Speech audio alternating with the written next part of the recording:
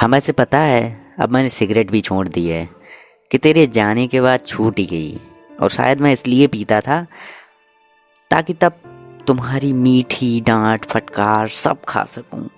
अब कोई वजह ही नहीं रही मेरे पास उसे पीने की। जिंदगी को देखने का नज़रिया ही बदल गया। मुझे अब कहीं खुशियाँ नज़र नहीं आती।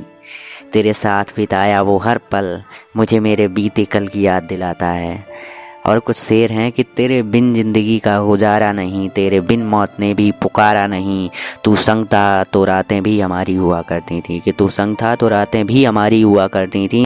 बिन तेरे ये दिन भी हमारा नहीं।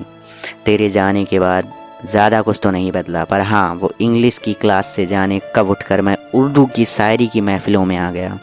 हाँ, ये मेरी कोई वैसे आमदनी का ज़रिया नहीं है। हाँ, दुनिया की भीड़ से शायरों के जहाँ में सुकून बहुत है।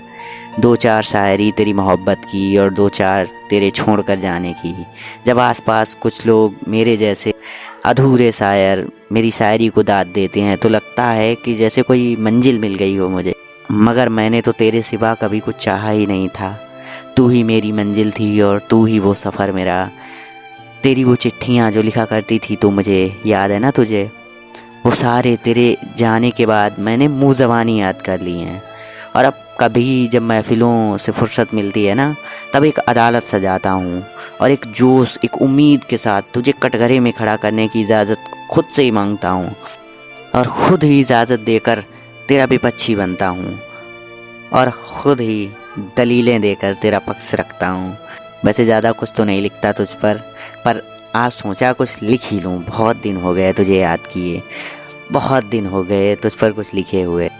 पता है मुझे ये तुझ तक तो कभी नहीं पहुँचेगा शायद ये ख़त मेरा, फिर भी यूं ही खामख़ा बेवजह कुछ भी ऐसे ही लिख लिया करता हूँ।